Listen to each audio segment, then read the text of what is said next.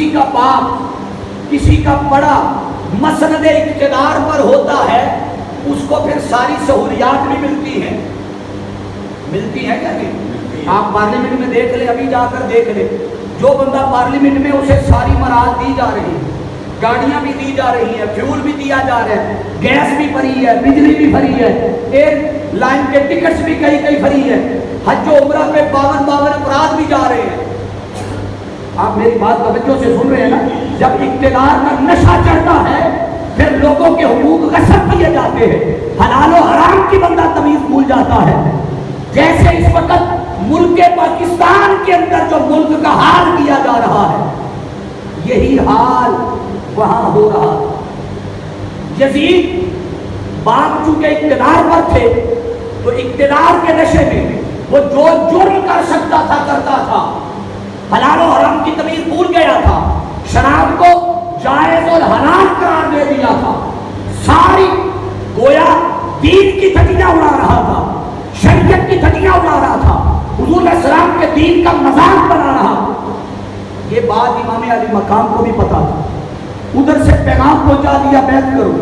امام علی مقام فرماتے ہیں کہ مجھ جیسا، یہ جملہ پلے باندھ لینا، امام علی مقام نے فرمایا مجھ جیسا تجھ جیسے کی بیعت کبھی نہیں کر سکتا۔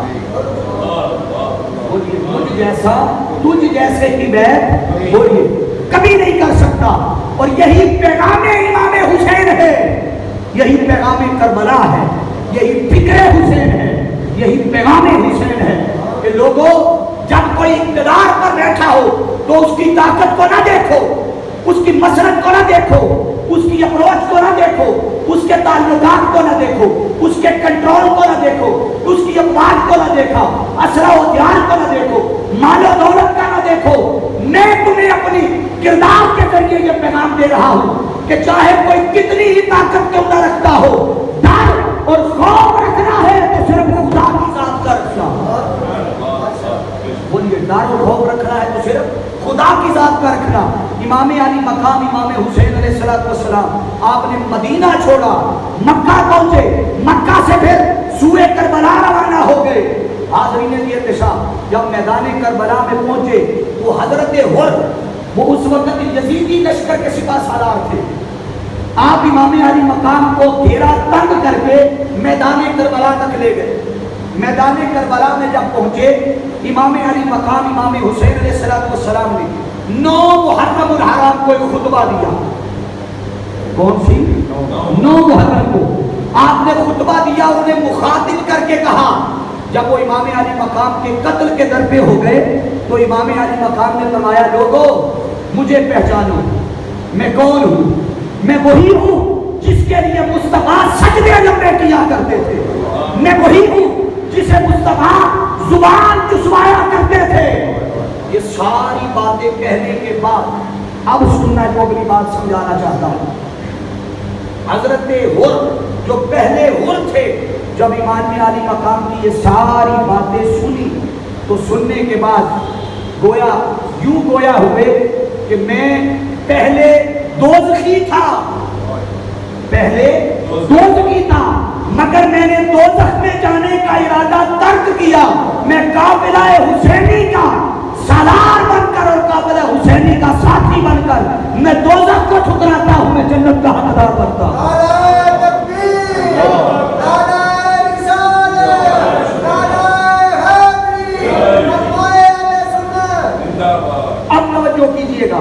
یہ شارٹ ہی میں نے 5 7 8 منٹ میں آپ کو یہ پورا بیک گراؤنڈ سنا دیا۔ اب ذرا توجہ کیجیے، یہ سوشل میڈیا کا دور ہے۔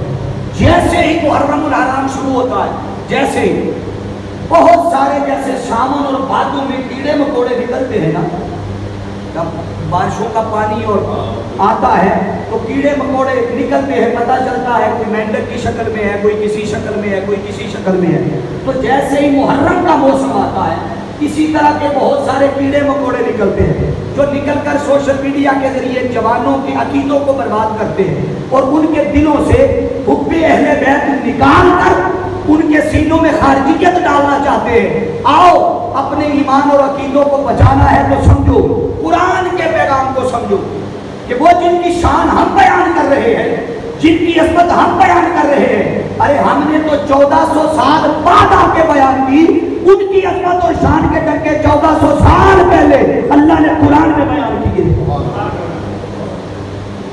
یہ سورہ شورا، اس کی آیت مبارکہ قرآن میں کئی آتے ہیں جو اہل بیت کی شان میں اللہ نے اتاری ہے، مگر میں اس میں چند نکات آپ کے گوش گزار کرنا چاہتا ہوں۔ اللہ رب العزت نے اپنے محبوب صلی اللہ علیہ وسلم کو فرمایا، کل میرے محبوب آپ اعلان فرما دیں، لا اسألکم، میں تم سے کوئی سوال نہیں کرتا، علیہ اجرن، اس پر، یہ جو علیہ اجرن کا لفظ ہے اس کو سمجھ لیں، اس سے مراد کل مفسرین نے لیا ہے کہ علیہ اجرن سے مراد تاجدار کائنات صلی اللہ علیہ وسلم کی زندگی بھر کی جد و جہد ہے۔ حضور علیہ السلام نے جو زندگی بھر جد و جہد کی، ایمان دیا، کلمہ سکھایا، شعور عطا کیا، اچھے اخلاق سکھائے، عبادت کا ذوق دیا، سجدوں کا ذوق دیا، توحید کی معرفت عطا کی، ایک شعور عطا کیا، مردہ دلوں کو نئی زندگی عطا کی، اس جہالت والے معاشرے کو نئے سرے سے ایک مستقبی معاشرہ بنا کر اچھے اخلاق اور اچھے کردار میں پرو کر دنیا کے سامنے پیش کیا۔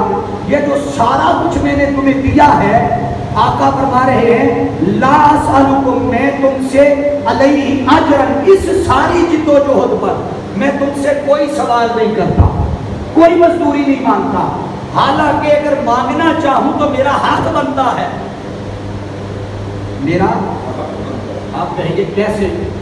ویسے جیسے آپ محنت کرتے ہیں، مزدوری کرتے ہیں، سارا دن لگاتے ہیں، اپنے بیوی بچوں کا پیٹ پالنے کے لیے مشقت کرتے ہیں، تو شام کو آپ اپنی اجرت لیتے ہیں یا نہیں؟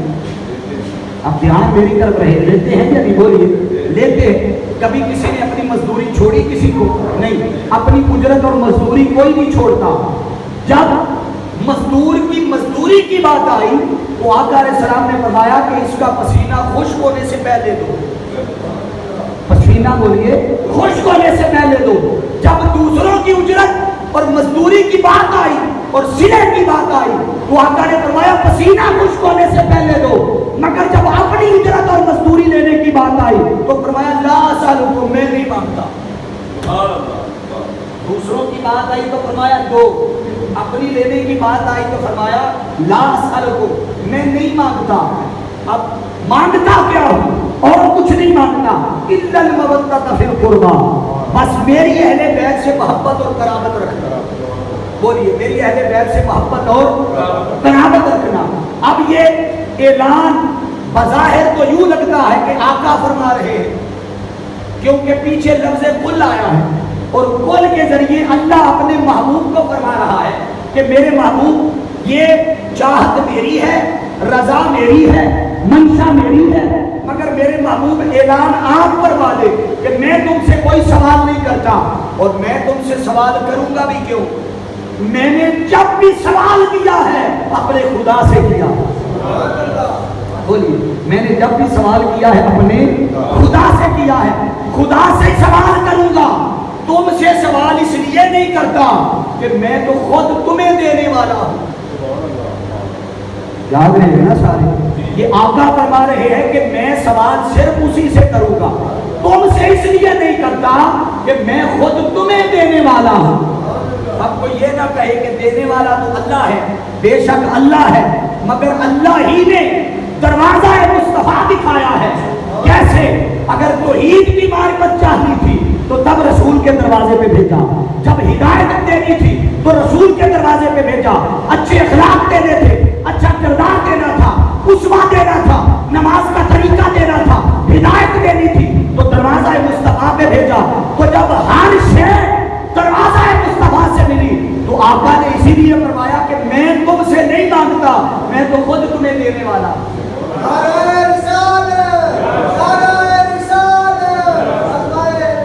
یہ بات میں یوں ہی خطابی جملہ نہیں کہہ رہا، قرآن مجید میں سورہ والضحیٰ میں اللہ رب العزت نے ارشاد فرمایا، رب کائنات نے فرمایا وَأَمَّا السَّائِلَ فَلَا تَنْهَرْ، کہ اے میرے محبوب صلی اللہ علیہ وسلم، آپ کے در پر کوئی منگتا آ جائے، کوئی سوالی آ جائے تو اسے خالی نہ بھیجنا۔ بولیے، اسے خالی۔ قرآن کی یہ آیت بتا رہی ہے کہ رب کائنات نے خود دروازہ مصطفیٰ دکھایا ہے اور ساتھ اپنے محبوب کو تلقین بھی کر رہا ہے کہ محبوب کوئی منگتا آ جائے، کوئی سوالی آ جائے، وَأَمَّا السَّائِلَ فَلَا تَنْهَرْ، اسے جھڑکنا نہ، اسے خالی نہ بھیجنا، وہ ایمان لینے آئے تو ایمان دینا، وہ تقویٰ لینے آئے تو تقویٰ دینا، وہ ہدایت لینے آئے تو ہدایت دینا، وہ شعور لینے آئے تو شعور دینا، وہ توحید کی معرفت لینے آئے تو توحید کی معرفت دینا۔ وہ آقا فرما رہے لوگوں میں تم سے اس ساری جدوجہد پر کچھ نہیں مانگتا، ہاں ایک کام کرنا، الا المودۃ فی القربیٰ، بس میری آل سے محبت اور مودت رکھنا، میری آل سے محبت اور بولیے آل سے محبت اور مودت رکھنا۔ اب اگلی بات توجہ طلب ہے، وہ کیا کہ یہ لا اسألکم کے ذریعے نفی کی ہے، یہ لا نافیہ۔ اب تھوڑی سی دو چار جملے میں علمی دے رہا ہوں، آسانی سے سمجھ آ جائیں۔ لا نافیہ اور الا المودۃ فی القربیٰ وہ حصہ اس بات کا ہے، یعنی وہ اقرار کا ہے اور یہ انکار کا ہے۔ لا کے ذریعے نفی کر دی کہ نہیں مانگتا، الا کے ذریعے اس بات کر دیا کہ مانگتا ہوں۔ آیت میں کتنے حصے ہو گئے؟ اونچا بولیے ذرا۔ پہلا حصہ انکار کا، نفی کا، دوسرا حصہ اس بات کا۔ اب آپ کہیں گے کہ ایک ہی جملہ ہے، ایک ہی آیت ہے، ایک ہی کلمہ ہے، اس میں انکار بھی کر دیا، اقرار بھی کر دیا، یہ تقاضا کیا ہے، یہ فلسفہ کیا ہے؟ آؤ سمجھا دیتا ہوں فلسفہ کیا ہے۔ اگر کوئی اعتراض کرے کہ پہلے نہیں کہا کہ نہیں مانگتا، تو ایسا کیوں کہا؟ پھر اقرار کر دیا کہ مانگتا ہوں، وہ دو چیزیں ایک ہی جگہ پہ جمع کیسے ہو گئی؟ آؤ، یہ اللہ کا انداز بیان ہے۔ آیت کس کی ہے؟ یہ قرآن کی ہے۔ بولیے آیت کس کی ہے؟ قرآن کی ہے، یہ اللہ کا کلام ہے۔ تو اگر نفی آیا ہے تو تب بھی اللہ نے ڈالا ہے، اگر اس بات آیا ہے تو تب بھی اللہ کا کلام ہے۔ آپ کہیں گے نبی بھی آ گیا، اس بات بھی آ گیا، معنی سمجھا دے۔ یاد رکھ لے، جب دو چیزیں ایک ہی کلمے میں اکٹھی آ جائیں، دو حکم ایک ہی کلمے میں اکٹھے آ جائیں، یہ اللہ کا طریقہ ہے، وہاں انکار اور فرار کی گنجائش نہیں رہتی۔ یہ معنی ہے اس کا، انکار اور فرار کی گنجائش۔ بولیے جیسے اللہ نے ارشاد فرمایا وَمَا خَلَقْتُ الْجِنَّ وَالْإِنسَ إِلَّا لِيَعْبُدُونِ، پہلے نفی کی، فرمایا کہ میں نے جنوں اور انسانوں کو نہیں پیدا کیا، نفی آگے۔ پھر کہا وَالْجِنَّ وَالْإِنسَ إِلَّا مگر لِيَعْبُدُونِ، اپنی عبادت کے لیے پیدا کیا، تو نفی بھی آ گیا۔ اور آپ کو لگتا ہے مجھ سے زیادہ گرمی لگ رہی ہے؟ بولیے، تو پھر سمجھے ذرا اس بات کو کہ پہلے وَمَا خَلَقْتُ الْجِنَّ وَالْإِنسَ، پہلے کہا کہ جنوں اور انسانوں کو نہیں پیدا کیا، إِلَّا لِيَعْبُدُونِ، مگر پہلے نفی کی پھر اس بات کیا۔ جیسے آپ کلمہ طیبہ پڑھتے ہیں، پڑھیے ذرا لا الہ، آپ نے کہا لا الہ، کوئی الہ نہیں، کوئی معبود نہیں، الا اللہ، مگر اللہ کے سوا، اللہ کے سوا کوئی معبود نہیں۔ پہلے نفی آئی پھر اس بات آیا، تو جس جگہ پر دونوں چیزیں اکٹھی آ جائیں، نفی بھی آ جائے، اس بات بھی آ جائے، ارے ایسے حکم سے کوئی شخص نہ انکار کر سکتا ہے، نہ بھاگ سکتا ہے، نہ فرار ہو سکتا ہے۔ اللہ نے اسی انداز میں آقا علیہ السلام کی آل کی محبت اور مودت کا درس دیا اور فرمایا محبوب فرما دے لا اسألکم، میں کچھ نہیں مانگتا مگر میری اہل بیت سے محبت اور مودت کرنا۔ اب اگر کوئی اعتراض کرے تو آقا پہ اعتراض نہ کرنا، ارے آقا نے تو فقط اللہ کا حکم پڑھ کے سنایا ہے، حقیقت میں اگر انکار کیا ہے تو تب بھی خدا نے کیا ہے، اگر اقرار کیا ہے تب بھی خدا نے کیا ہے۔ انکار کیا ہے تب بھی خدا کا ہے، اقرار کیا ہے تب بھی خدا نے کیا۔ یہ اعتراض اس پہ جا کے کرنا۔ اب پھر ایک سوال اور پیدا ہوتا ہے، آپ کے سامنے رکھتا ہوں، یہ جو الا المودۃ فی القربیٰ والا حصہ ہے کہ آقا علیہ السلام نے فرمایا میری آل سے محبت کرنا، یہ بدلہ کس شے کا تھا؟ علیہ اجر، زندگی بھر کی جد و جہد کا، بولیے زندگی بھر کی اسٹرگل اور جد و جہد کا۔ تو یہ کام جو آقا علیہ السلام نے کیا ہے کیا کوئی باقی نبیوں سے ہٹ کر تھا؟ 1.25 لاکھ جو آئے ہیں تو وہ 1.25 لاکھ آ کر کیا کرتے رہے؟ یہی کام کرتے رہے، تبلیغ رسالت کرتے رہے، دین سکھاتے رہے، شریعت سکھاتے رہے، ہدایت کی طرف بلاتے رہے، خدا کی طرف بلاتے رہے۔ انہوں نے جو اسٹرگل کی وہ بھی توحید کے لیے کی، آقا علیہ السلام نے جو اسٹرگل کی وہ بھی توحید کے لیے کی۔ تو باقی جب نبیوں سے پوچھا کہ تم اجرت کے طور پہ کیا مانگنا چاہتے ہو، تو باقی انبیاء نے کہا فما اسألکم علیہ من اجر ان اجری الا علی رب العالمین، ہم کوئی اجرت نہیں مانگتے، ہماری اجرت اور مزدوری اللہ کے ذمہ، ہماری اجرت اور مزدوری بولیے۔ یہی بات حضرت نوح علیہ السلام نے کی، یہی بات حضرت صالح علیہ السلام نے کی۔ یہ سورۃ الشعراء اس کی آیت نمبر 9 سے لے کر آگے پورا مضمون جا کر آپ مطالعہ کر لیجئے گا، میں شارٹلی آیتیں کوٹ کر دیتا ہوں۔ حضرت لوط علیہ السلام نے بھی یہی کہا، ہود علیہ السلام نے بھی یہی کہا کہ میں کوئی اجرت نہیں مانگتا، میری اجرت اور مزدوری ان اجری الا علی رب العالمین، میرے بولیے سارے میرے رب کے ذمہ، میرے اللہ کے ذمہ۔ تو جب باقیوں نے کہا تھا کہ اجرت نہیں لیتے اللہ کے ذمہ، تو آقا علیہ السلام نے کیوں فرمایا الا المودۃ فی القربیٰ، میری آل سے محبت کرنا، میری آل سے مودت رکھنا۔ یہی تو سمجھانا چاہتا ہوں لوگوں، آؤ اللہ رب العزت نے لفظ کل سے مضمون شروع کر کے یہ اعتراضات کے سارے دروازے بند کر دیے۔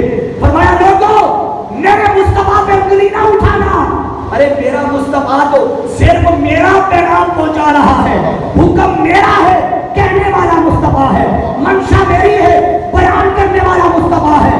یہ سوال مصطفیٰ نہیں کر رہا، حضور کی آل کی محبت مصطفیٰ نہیں مانگ رہا، میں خدا مانگ رہا ہوں۔ آقا علیہ السلام کی آل کی محبت اور مودت یہ مصطفیٰ نہیں مانگ رہے، خدا مانگ رہا ہے۔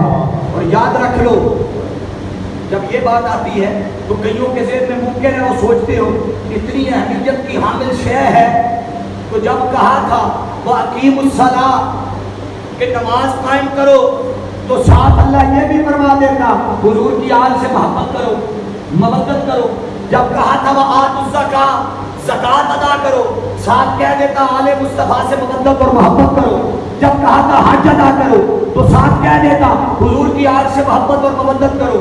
جیسے نماز، روزہ، حج، زکوٰۃ کو فرض کیا تھا، آل نبی کی محبت کو بھی فرض کر دیتا۔ باری تعالیٰ تو نے فرض کیوں نہیں کیا؟ اللہ فرماتا ہے انی اعلم ما لا تعلمون، جو میں جانتا ہوں وہ تم نہیں جانتے۔ مولا کیا جانتا ہے؟ رب فرما رہے جانتا یہ ہوں، اگر فرض کر دیتا نماز کی طرح تو جو حال تم نے نمازوں کا کیا ہے وہی مصطفیٰ سے آل کی محبت کا کرتے، جو حال تم نے نمازوں کا کیا ہے۔ اب آپ کہیں گے نمازوں کا حال ہم نے کیا کیا ہے؟ حال یہ کیا ہے کہ جاؤ ایک بندہ صبح ہی جائے جا کے مسجدوں کا وزٹ فجر کی نماز میں کرے۔ کتنے لوگ ملیں گے فجر کی نماز میں؟ کتنے لوگ ملیں گے ظہر کی نماز میں؟ حتیٰ کہ اب تو جمعے کے بھی اجتماعات میں دیکھتا ہوں تو سچ بات ہے، حیرانگی ہوتی ہے کہ لوگ کس طرف چل پڑے ہیں۔ ایک طرف دعویٰ حسین علیہ السلام کی محبت کا کرتے ہیں، حضور کی غلامی کا کرتے ہیں، اور دوسری طرف جب آقا کے سب سے پسندیدہ عمل کی بات آتی ہے اور حسینی ہونے کا، غلام ہونے کا دعویٰ کرنے والوں، حسین تو وہ تھا کہ ریت تپتی تھی، یزیدیوں کا لشکر تھا، میدان کربلا تھا، اس میدان کربلا میں بھی تپتی ریت پر حسین نے سجدہ نہیں چھوڑا، نماز نہیں چھوڑی۔ اور ہم ہیں، آپ اللہ رب العزت فرما رہا ہے کہ اگر نماز کی طرح فرض کر دیتا تو تم نمازوں کی طرح کا حال کر دیتے، تو مولا پھر ضروری کیسے ہو گئی؟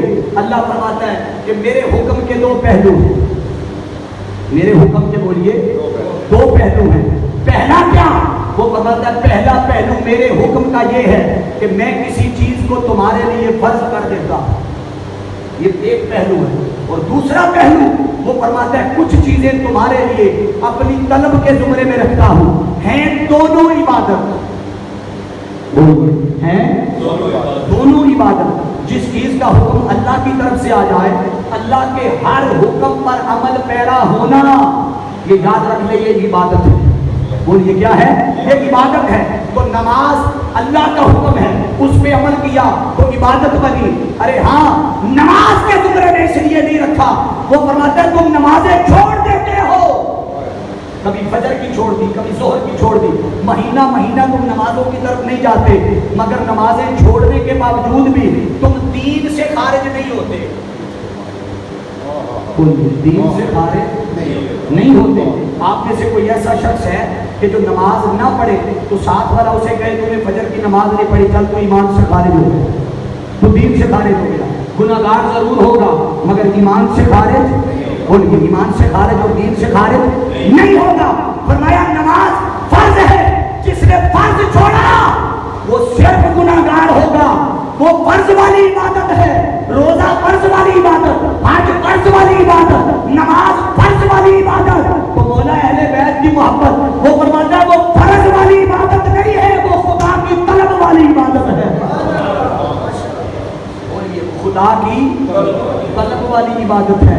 ارے جو فرض والی عبادت چھوڑتا ہے وہ فقط گناہگار ہوتا ہے، اور جو خدا کی طلب والی عبادت چھوڑتا ہے وہ صرف گناہگار نہیں ہوتا، وہ ایمان سے خارج ہو جاتا ہے. اور مصطفیٰ کی آل کی محبت صرف عبادت نہیں ہے، وہ ایمان کا پیمانہ ہے. بولیے ذرا سارے، حضور کی آل کی محبت ایمان کا پیمانہ ہے. آپ کہیں گے ایمان کا پیمانہ کیسے بنے؟ آؤ سمجھا دیتا ہوں. کیونکہ تحریک منہاج القرآن اور حضور شیخ الاسلام ڈاکٹر محمد طاہر القادری مقدس اللہ علیہ آپ نے ہمیشہ لاجیکلی اور دلیل سے بات کی ہے. تو ان کی بارگاہ سے یہ فیض ہمیں بھی ملا ہے کہ ہم بھی لاجیکلی اور فیض والی ایسی بات کریں گے کہ جو ناپنے اور تولنے کے کام آتی ہے. اہل بیت کی محبت ایمان کا پیمانہ ہے. آپ کہیں گے کیسے؟ آؤ ہدایت کے دو ماخذ ہیں. ہدایت کے اونچا بولیے، ہدایت کے دو ہی ماخذ ہیں. پہلا ہے قرآن، بولیے پہلا ہے اونچا سارے بولیے، پہلا ہے قرآن اور دوسری ہے سنت مصطفیٰ. بولیے قرآن اور سنت، یہی دو چیزیں ہدایت کا ماخذ ہے. انہی سے ہدایت ہے، انہی سے رہنمائی ہے، انہی سے سیکھنا ہے. اب قرآن نے کہہ دیا الا المودۃ فی القربى کہ حضور کی آل سے محبت کرنا اور محبت کرنا، یہ قرآن کا حکم آ گیا. اب دوسرا ماخذ کیا تھا؟ اونچا بولیے نا سارے، سنت مصطفیٰ. اب سنت مصطفیٰ سے لیتے ہیں کہ حضور نے کیا سکھایا، اہل بیت کی محبت ایمان کا پیمانہ کیسے بنی.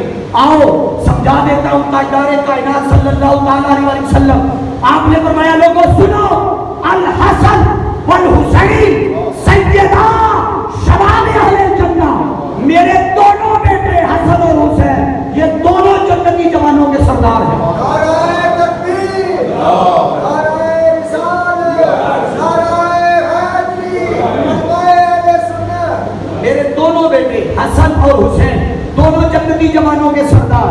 اور اگلی بات سنیے، مولا کائنات سیدنا علی شیر خدا کرم اللہ وجہہ الکریم آپ ولیوں کے سردار، بیٹے جنتیوں کے سردار، جوانوں کے سردار. علی ولیوں کے سردار، بیٹی عورتوں کی سردار، اور خود تاجدار کائنات صلی اللہ علیہ وسلم نبیوں کے سردار. یہ ساری کی ساری سرداری یہ ساری اسی پنجتن پاک کے پاس تو ہے. یہ پنجتن پاک کے پاس ہے یہ ساری سرداری. اب جب کوئی کسی سردار کا یا کسی آقا کا یا اپنے لیڈر کا یا رہنما کا اس کی بات نہ مانے، بولیے اس کی بات نہ مانے، وہ اسے اپنے در سے دھکا دے دیتا ہے، نکال دیتا ہے کہ تو حقیقی معنوں میں غلامی کرنے والا شخص نہیں ہے. اب سنو، مصطفیٰ کی ساری آج جنتی جوانوں کے، ادھر عورتوں کی سردار، ادھر ولیوں کا سردار، ادھر جوانوں کا سردار، یہ ساری کی ساری سرداری یہ جنت کے سردار ہیں. بولیے یہ سارے جنت کے سردار ہیں. اب ذرا توجہ کرنا کہ حضور کی آل وہ ہو گئی جنت کی سردار. اب ادھر قرآن کہتا ہے وَقَضَىٰ رَبُّكَ أَلَّا تَعْبُدُوا إِلَّا إِيَّاهُ وَبِالْوَالِدَيْنِ إِحْسَانًا کہ اللہ کی عبادت کرنا، اس کے ساتھ کسی کو شریک نہ ٹھہرانا، اور کرنا کیا؟ وَبِالْوَالِدَيْنِ إِحْسَانًا والدین کے ساتھ احسان کرنا. اب جو نقطہ سمجھانے لگا ہوں اس کو سمجھ لینا. यही तुम्हारे ईमान की मजबूती का बाइस बनेगा। वो क्या, अल्लाह ने अपना जिक्र किया, फौरन बाद माँ बाप का जिक्र कर दिया, ना नबियों का जिक्र किया, न वलियों का जिक्र किया, न शहीदों का जिक्र किया, न सिद्दीकों का जिक्र किया, न सालिहीन का जिक्र किया, न मुत्तकीन का जिक्र किया। बारी ताला के दरमियान से सारे जिक्र निकाल दिए, अपने जिक्र के फौरन बाद माँ बाप का जिक्र रखा। समझाना क्या चाहता है? अल्लाह फरमाता है जो मेरी इबादत करता है, जो नमाजें पढ़ता है, जो रोजे रखता है, सुनो उसकी नमाजें, रोजे, हज, ज़कात, सदकात, खैरात, अमाले सालिया तभी कबूल करूंगा जो इधर इबादत मेरी करे, उधर माँ बाप का अदब करे। जो माँ बाप का बेअदब हो, जो उनकी ताज़ीम ना करे, उनके साथ मोहब्बत का रिश्ता ना रखे, उनके साथ सिला रहमी ना करे, एहसान ना करे, भलाई ना करे, नमाजें, रग, रोजे, परेशान हो गए हो भाई, ये मैं नहीं कह रहा, कुरान कह रहा। मेरी बात होती तो छोड़ देते, ये कुरान का पैगाम है। अल्लाह रब्बुल इज्जत इस आयत के जरिए समझा रहा है नमाजें। कभी कोई ऐसा बंदा देखा जो माँ बाप का बेअदब भी हो, बेइज्जती भी करता हो, घर से धक्के भी देता हो, और वो ये भी दावा करे कि मेरी नमाज भी कबूल है? बोलिए, कोई ऐसा शख्स उसकी नमाज कबूल है, रोजे कबूल है, हज उम्रा कबूल है? नहीं, कुछ भी कबूल नहीं है। क्यों? इसलिए कि माँ बाप को जो अल्लाह ने अजमत दी है, माँ के कदमों तले जन्नत रखी है, बाप की रजा में अल्लाह ने अपनी रजा रखी है। माँ बाप तो वो रिश्ता है कि वो अपने मुंह का नवाला बचा कर भी औलाद को खिलाते हैं। बोलिए, अपने मुंह का नवाला बचा कर भी औलाद। अरे जिन्होंने चांद निवाले बचा कर खिलाए, कोई उनका अदब और हया ना करे, अल्लाह फरमाता है तेरी सारी इबादतें रद्द। अरे जिन्होंने चंद लुकमे बचाए, उनकी अजमत का ये आलम है। और जिन्होंने पूरा कलमा बचा के दिया, जिन्होंने तुम्हें कलमा बचा के दिया, जिन्होंने तुम्हें दीन बचा के दिया, कोई उनका अदब और हया ना करे, उसकी इबादतें और नमाजें कैसे कबूल हो सकती हैं? तो माँ बाप वो थे कि जिन्होंने आपको छत दिया, वो 5 मरले में था या 10 मरले में, वो 5-10 मरले के सरदार रहे। अरे जिनकी मोहब्बत का कुरान हुक्म दे रहा है, जिनकी मोहब्बत का दर्श सुन्नत मुस्तफा दे रही है, वो 5-10 मरले के सरदार नहीं, सारी जन्नत के सरदार है। बोलिए, वो सारी जन्नत के। अब मैं इस पे ज्यादा इसको तवील करूंगा तो मेरा आखिरी हिस्सा रह जाएगा।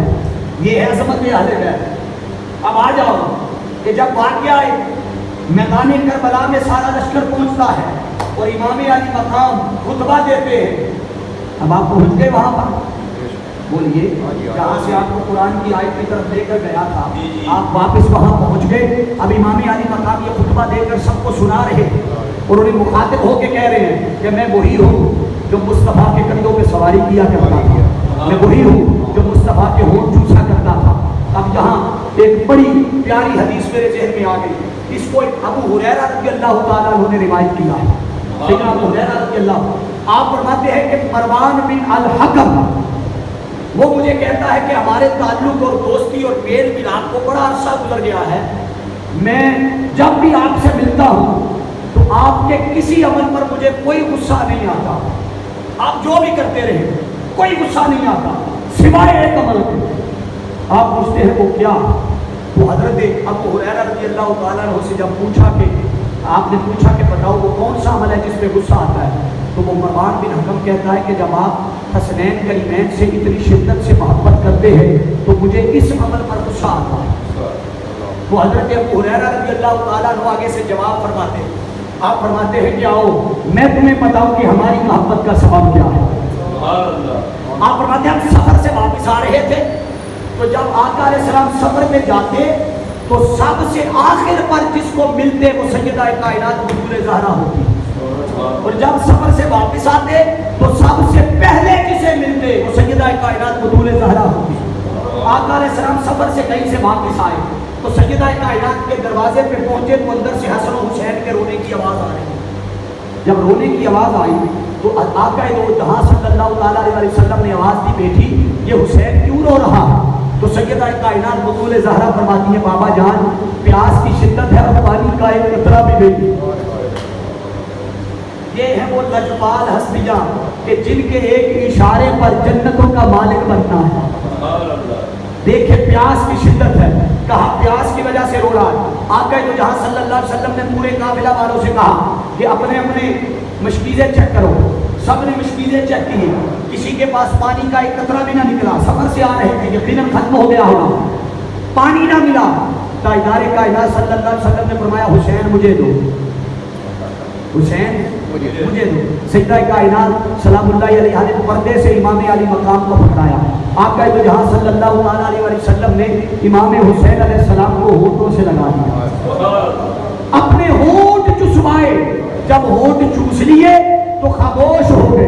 پھر حضرت حسن علیہ السلام کو بلایا, فرمایا یہ بھی مجھے پکڑاؤ. حضرت امام حسن کو بھی ہونٹ چسوائے. اب میرا سوال یہ ہے کہ کیا اگر حضرت اسماعیل کو پیاس لگے, وہ ایڑی رگڑتا ہے, پانی کے چشمے نکلتے ہیں. اگر ابراہیم علیہ السلام کا بیٹا ایڑی رگڑ کے چشمے نکال سکتا ہے تو محمد کا بیٹا حسین کیوں نہیں نکال سکتا تھا؟ ارے نکال سکتا تھا. پھر سوال کیا ہے, کیوں نہیں ایڑی رگڑ کے چشمے نکالے؟ آؤ, اس کی بھی وجہ ہے, یہ پیاس پانی کی نہ تھی. اگر پانی کی ہوتی تو حسین چشمے نکالتا. یہ پیاس مصطفیٰ کے ہونٹوں کی تھی. بولیے, یہ پیاس حضور کے ہونٹوں کی تھی. امام علی مقام نے مصطفیٰ کے ہونٹ چوسے, پیاس کی شدت ختم ہو گئی. حاضرین جی احتجام, یہ سارا مقام اور مرتبہ اور شان اور عظمت میدان کربلا میں حسین یزیدی لشکر کو بتا رہے ہیں. واقعہ کربلا گزر گیا, 9 کا دن بھی گزرا, 10 محرم کا دن بھی گزرا. شہادت امام حسین, یہ شہادتیں آپ کو پھر کبھی کسی دن سناؤں گا. میں تو آپ کو اس میسج پہ لانا چاہتا ہوں جو آج کے اس خصوصی نشست میں آپ کے عقیدوں کو مضبوط کرنے کے لیے سمجھانا ہے. ارے آج کے دور میں بھی ایسے بد وقت ہیں, آج کے دور میں جو یزیدی فکر کے امین ہیں, جو یزید کو بچانا چاہتے ہیں, جو یزید کو حسین کے قتل سے بری کرنا چاہتے ہیں. ارے تم تو اپنے ذہنوں میں, اپنی سوچوں میں, اپنی عدالتوں میں, اپنی پنچایتوں میں یزید کو بری کر لو گے, مگر سنو, یزید حسین کا قاتل ہے اور حسین کے قتل کا مقدمہ تیری عدالت میں نہیں ہے, مصطفیٰ اور خدا کی عدالت میں ہے.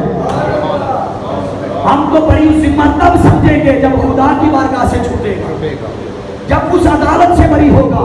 تو آج کے دور میں بڑے بڑے نامور علماء, ہمارے اہل سنت کہلوانے والے, وہ کہتے ہیں کہ براہ راست یزید کا قتل میں ملوث ہونا نہیں ملتا تاریخ کی کتابوں میں.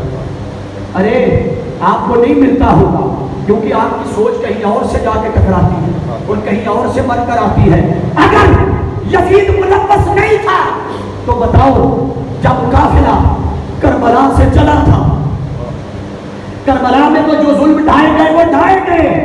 کربلا کے بعد جب حضرت امام علی مقام, ذرا سوچو ان معصوم بچوں کی کیا حالت ہوگی کہ جن کے سامنے ان کے بابا کا قتل عام کیا جا رہا ہوگا, جب ان کے منہ پر تھپڑ مارے جا رہے ہوں گے. حضرت ننی سکینہ سلام اللہ علیہا, امام حسین علیہ السلام جب کربلا کے میدان میں جانے لگے تو گھوڑے پہ سوار ہوئے, گھوڑے کو ایڑی لگائی, چلاتے ہیں, گھوڑا نہیں چلتا, نہیں ہلتا. پھر ایڑی لگاتے ہیں, نہیں چلتا. پھر تیسری بار لگاتے ہیں, گھوڑا نہیں چلتا. امام علی مقام نیچے اترتے ہیں, نیچے اتر کر دیکھتے ہیں کہ آخر کیا وجہ ہے, کہ یہ وہی گھوڑا ہے جو مدینہ سے چلا تھا, یہ وہی گھوڑا ہے جو مکہ سے چلا تھا. ہزاروں میل سفر کر لیا, رستے میں رکا نہیں, رستے میں تنگ نہیں کیا. آخر سے کیا ہو گیا کہ میدان کربلا میں عین موقع پر جب پہنچا ہے تو گھوڑا کربلا کے میدان میں جا نہیں رہا. کہیں ڈر تو نہیں گیا, نہیں ایسا نہیں ہو سکتا, یہ گھوڑا کسی اور کا نہیں, یہ حسین کا گھوڑا ہے, یہ حسین کا گھوڑا ہے. امام علی مقام نیچے اترے, نیچے اتر کر دیکھا تو ننی سکینہ گھوڑے کی ٹانگوں سے نکلی, گھوڑے کی ٹانگوں سے لپٹ کر کہہ رہی تھی, بابا نہ جائیں اس میدان کی طرف, میں صبح سے دیکھ رہی ہوں جو بھی اس میدان میں جاتا ہے بابا پلٹ کر واپس نہیں آتا. یہ میدان ہر کسی کو لے گیا, جو بھی جاتا ہے جاتا چل کر ہے, آتا کندھوں پہ ہے, آتا باہوں کی آگوش میں ہے. بابا نہ جانا. امام علی مقام ننی سکینہ کو پکڑتے ہیں, پکڑ کر سینے سے لگاتے ہیں, لگا کر چومتے ہیں اور چوم کر کہتے ہیں بیٹی تو اپنی جگہ سے درست ہے, مگر سن تجھے کیا خبر کہ ادھر تو روک رہی ہے، ادھر میرا بابا علی بھی انتظار کر رہا ہے، محمد مصطفیٰ بھی انتظار کر رہے ہیں۔ ارے اہل بیت اطہار کے ان نبوس قدسیہ پر جو ظلم اٹھائے گئے، خیمے جلائے گئے، تپتی ریت پر دوڑایا گیا، لاشوں پر گھوڑے چڑھائے گئے، ان بدبختوں نے، تاریخ ابن یسیر نے لکھا ہے، آپ فرماتے ہیں کہ امام علی مقام کے جسم پر 37 نیزوں کے نشان تھے۔ آپ کی گھوڑوں، آپ کی پسلیوں کو گھوڑوں کی ٹانگوں سے شدید زخمی کیا گیا تھا۔ جب قافلہ میدان کربلا سے چلا دمشق کے بازار کی طرف، اب سنیے، آج وہ بدبخت لوگ، وہ یزید کے ہوائی، وہ یزید کے وکیل جو اس کی وکالت کرتے ڈرتے نہیں ہیں، اٹھاؤ تاریخ کی کتابیں، یہ میں 1400 سال بعد اٹھنے والا میں نہیں کہہ رہا، یہ تاریخ کہہ رہی ہے، جاؤ تاریخ کی کتابیں پڑھو۔ البدایہ والنہایہ نے بھی لکھا، جب قافلہ بازار میں پہنچا، جس بازار کو آج سوق حدیدیہ کہا جاتا، جب اس بازار میں لشکر پہنچا تو نیزوں کی نوک پر اہل بیت اطہار کے سر نیزوں کی نوک پر تھے، وہ مقدس بیویاں وہ آلودہ کپڑوں کے ساتھ اس بازار میں تھی، یوں لگتا تھا جیسے غلام ہوں، جیسے بادیاں ہوں۔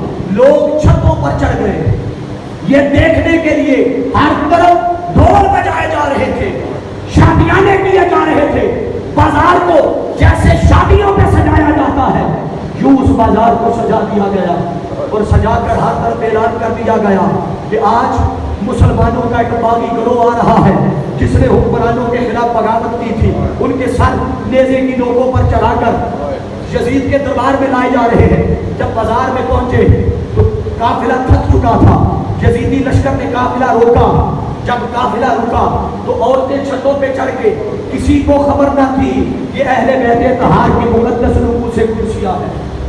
لوگ پوچھتے تھے یہ کون ہے جن کے سر نیزوں پہ ہیں؟ وہ بدبخت کہتے ہیں کہ باغی ہے، یہ باغی ہے۔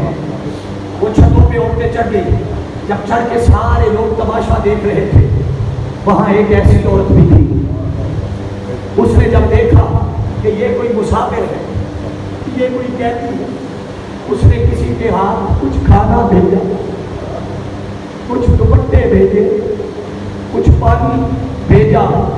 سیدہ زینب سلام اللہ علیہا جو عورتوں کی قیادت کر رہی تھی، ان کے پاس جب پانی اور کھانا پہنچا تو آپ نے پوچھا کہ یہ پانی اور کھانا کس نے بھیجا؟ اس عورت نے کہا وہ چھت پہ کھڑی ایک بی بی ہے، اس نے بھیجا ہے۔ آپ نے کہا جاؤ بی بی کو پیغام دے کر بلا کے لے آؤ۔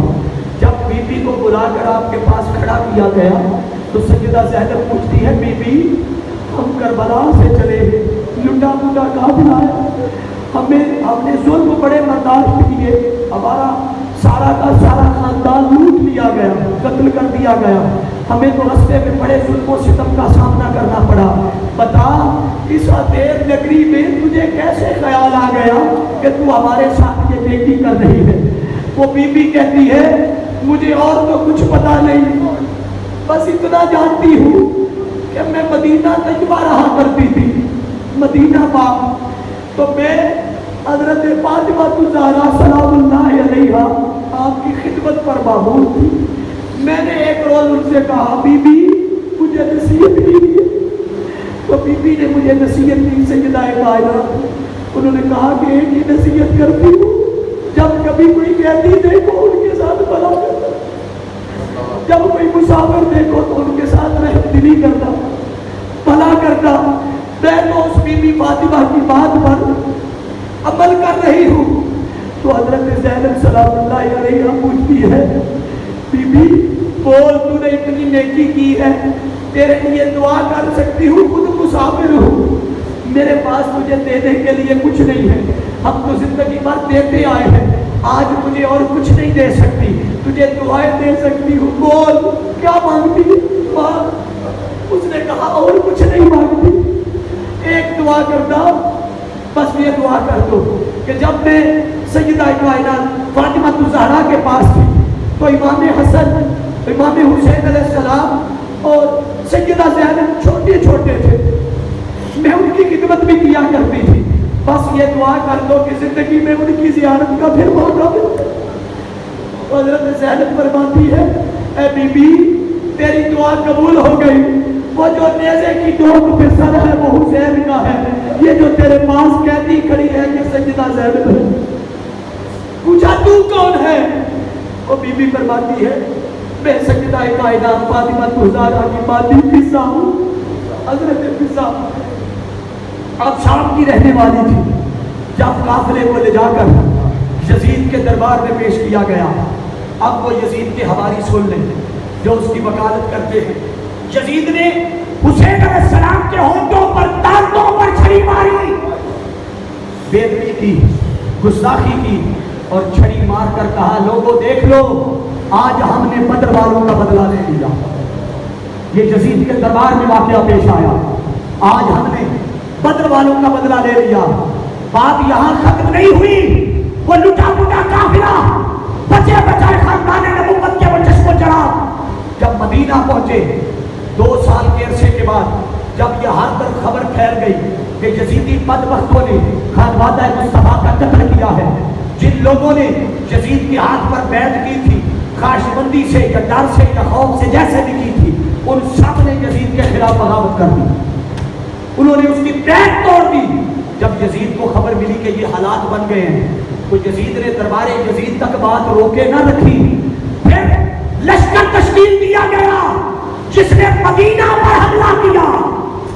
ارے واقعہ کربلا سے لے کر میدان کربلا سے لے کر دمشق کے بازاروں میں ہونے والا ظلم، شام کے بازاروں میں ہونے والا ظلم، یزید کے دربار میں ہونے والی بے حرمتی، پھر مدینہ پر ہونے والا حملہ، پھر بعد ازاں مکہ پر چڑھائی کر دی، یہ جو سارا ظلم و ستم کیا ہے، ارے تم یزید کو بچانے کی کوشش کرتے ہو کہ وہ حسین کے قتل میں ملوث نہیں ہے، ارے پہلے یہ تو بتاؤ اس کا ایمان بھی بچا ہے کہ نہیں ہے؟ وہ ایمان سے جاتا رہا، وہ اہل بیت اطہار کے نفوس قدسیہ کی بے حرمتی کرنے، حسین کو شہید کرنے کے جرم میں وہ دین سے خارج ہو گیا، وہ کافر ہو گیا، اور اس کے کفر پر کسی کو کوئی پریشانی نہیں ہونی چاہیے۔ آخری بات کر کے میں بات ختم کرتا ہوں، گفتگو زیادہ طویل نہ ہو جائے، مگر یہ عقیدے کی بات ہے، میں چاہتا ہوں کہ آپ پلے باندھ کے لے جائیں۔ آج لوگ ہیں آپ کو ٹی وی چینل پہ بیٹھے ملیں گے جو کہتے ہیں کہ اس پہ لعنت نہ کرو، اسے کافر نہ کہو، بس وہ فسق و فجور فاسق کہہ دے، اسے دین سے خارج نہ کرے، اسے کافر نہ بنائے۔ ارے حسین کا قتل کیا ہے تو حسین کے قتل کے بعد وہ مومن کیسے رہا، وہ مسلمان کیسے رہا؟ پھر اس میں دلیل بدبخت کیسے دیتے ہیں؟ وہ کہتے ہیں کہ کسی انسان کے قتل سے کسی پہ کوئی کفر لازم نہیں آتا۔ بولیے کیا؟ کسی کے قتل سے، کسی مسلمان کے قتل سے کفر لازم؟ بولیے، آپ مجھ سے لگتا ہے زیادہ تھکے ہوئے، کفر لازم نہیں آتا۔ سن لو، حسین کا قتل صرف حسین کا قتل نہیں ہے، یہ اذیت مصطفیٰ کا مسئلہ ہے، یہ مصطفیٰ کی اذیت کا مسئلہ ہے، اور یہ قرآن بات کرتا ہے۔ قرآن مجید سورۃ احزاب اٹھائیے، قرآن کہتا ہے، قرآن مجید میں اللہ رب العزت نے ارشاد فرمایا ان الذین یؤذون اللہ ورسولہ لعنہم اللہ فی الدنیا والآخرہ۔ قرآن کہتا ہے جو اللہ اس کے رسول کو اذیت دیتا ہے اس پر اللہ اس کے رسول کی لعنت ہو۔ بولیے، اس پر اللہ اس کے رسول کی لعنت ہو۔ اب مجھے ایمانداری سے بتائیے، جو رسول کو اذیت دیتا ہے وہ مومن رہتا ہے؟ بولیے سارے، وہ مومن رہتا ہے؟ نہیں رہتا۔ ارے سوچو، جب حسین کا سر قلم کیا ہوگا، جب حضرت قاسم کو شہید کیا ہوگا، جب عباس کے بازو قلم کیے ہوں گے، جب علی اصغر کا لاشا کروایا ہوگا، جب علی اکبر کو شہید کیا ہوگا، تو اہل بیت اطہار کے ان نفوس قدسیہ کو اور حسین پر ظلم و ستم کرنے کے بعد کہ جنہیں آقا نے زندگی بھر اپنا بیٹا کہا، بولیے، جنہیں آقا نے زندگی بھر اپنا بیٹا کہا، ارے تو آقا علیہ السلام کی آل کا قاتل ہو تو اسے اس پہ لعنت کرنے سے بچاتے ہو۔ ہمارے نزدیک تو وہ مومن مسلمان نہیں ہے، وہ کافر ہے۔ کیوں کہ یہ مسئلہ انسانی قتل کا نہیں ہے، یہ اذیت مصطفیٰ کا مسئلہ ہے، اور جو مصطفیٰ کو اذیت دیتا ہے یاد رکھ لے وہ مسلمان نہیں رہتا، وہ کافر ہے۔ تو آؤ، اس دور میں اپنے ایمان کو بچانا ہے تو ایک ہی پیمانہ ہے، اور وہ ہے محبت اہل بیت. بولیے کیا